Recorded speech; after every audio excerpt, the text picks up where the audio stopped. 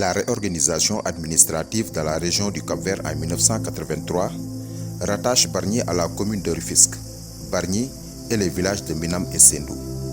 Le village de Sendou, qui abrite aujourd'hui une centrale à charbon de 125 MW qui tarde à prendre son envol à cause de divergences avec la Sénélec, Société nationale d'électricité du Sénégal. Nous avons un contrat d'achat d'énergie avec un client unique qui est la Sénélec. Donc c'est un contrat qui nous oblige d'abord à construire une centrale et en deuxième de fournir l'énergie électrique à tout moment à la Sénélec, notre seul client. Un contrat qui date de quelle année? Le contrat, il date depuis 2018. Il a été changé à plusieurs reproches pour s'adapter à des réalités du pays, aussi bien que des réalités du monde global. Et sous ce contrat-là, on est censé produire l'énergie électrique et Sénélec est censé nous payer pour cette énergie qu'en produisons pour le pays. Aujourd'hui, elle considère que la centrale est disponible et elle réclame 3,2 milliards par mois du fait qu'elle considère que cette centrale-là est disponible. Sénélec considère qu'aujourd'hui, cette centrale-là ne peut pas fonctionner. Mais elle a dit qu'elle a produit de l'électricité et c'était nécessaire. Non, c'est pourquoi je dis. En fait, elle a produit de l'électricité pendant une période. Oui. À votre disposition? À notre disposition. Est-ce que cette production a été payée? Cette production a été... En fait, aujourd'hui, il faut voir que pour produire cette électricité-là, c'est Sénélec qui a payé le charbon. Ah bon? Ah oui, c'est Sénélec qui a acheté le charbon pour 13 milliards pour qu'elle produise cette électricité.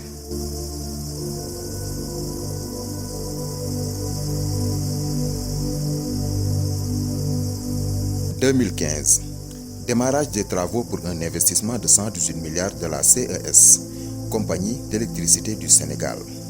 La centrale de Sendou est implantée sur une surface de 29 hectares à proximité du village de Minam, de quelques villages secondaires et d'un petit quai de débarquement des pêcheurs. Les installations de la centrale sont disposées sur emprises éloignées et sur un rayon de 500 mètres loin des habitations. La cité est à 600 voire 700 mètres de l'océan Atlantique, ce qui offre un réel avantage pour le refroidissement de la centrale. De loin, avec ses 125 MW, la centrale de Bargny est la plus grande centrale du Sénégal. Elle a produit de l'électricité pour la Sénélec pendant plusieurs mois et a contribué à la stabilité du réseau. L'électricité était suffisante et les consommateurs sénégalais ne souffraient plus de coupures de courant répétées. Cependant, la centrale a subi des pannes qui n'ont pas pu être résolues à cause des impayés de la Sénélec, une somme qui s'élève à 40 milliards de francs CFA. Incapable de pallier à ces pannes du fait de son fonctionnement 24 heures sur 24 et 7 jours sur 7, la centrale a fini par arrêter sa production d'électricité pour la population sénégalaise. La suite est un enchaînement de problèmes.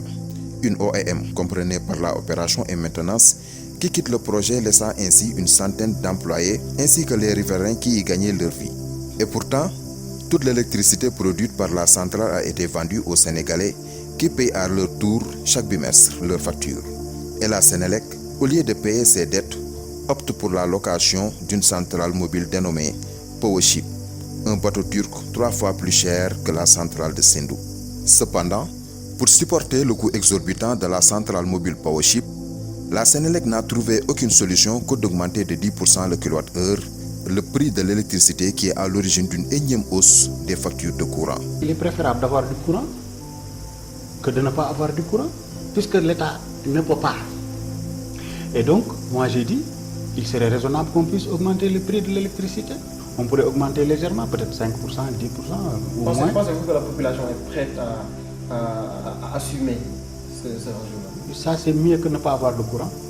Et malgré les dettes pesantes, le propriétaire de la centrale à charbon de Sendou déploie des moyens matériels et financiers pour la préservation des équipements, ainsi offrant une seconde chance aux employés pour son maintien en bon état de marche.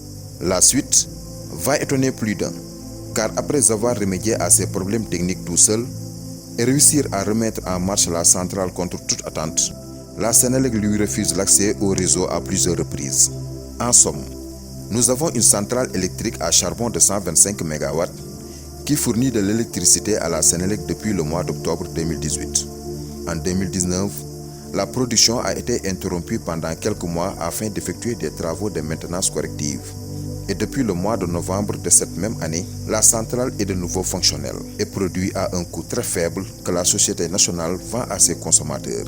La centrale de Bargny étant en activité, La Sénélec refuse pourtant de payer ses factures.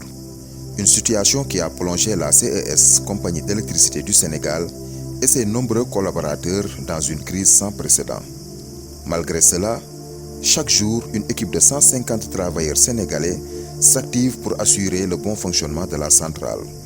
Un dévouement infaillible dans un contexte de pandémie de coronavirus et de toutes les difficultés qui en découlent.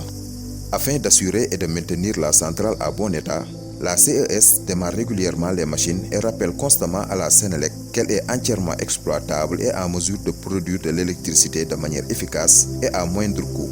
La CES et ses collaborateurs sont conscients quant aux efforts de la Sénélec pour décrédibiliser la centrale en répandant des contre-vérités sur son état et sa capacité de produire de l'électricité.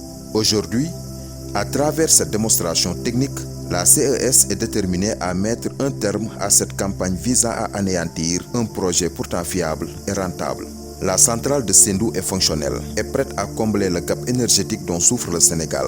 Sur ce, la CES fait appel à l'arbitrage de l'État du Sénégal afin de demander à la Sénélec de respecter ses engagements contractuels, de payer pour la production de la centrale pour qu'elle espère pouvoir rapidement atteindre son objectif, celui d'éclairer le Sénégal.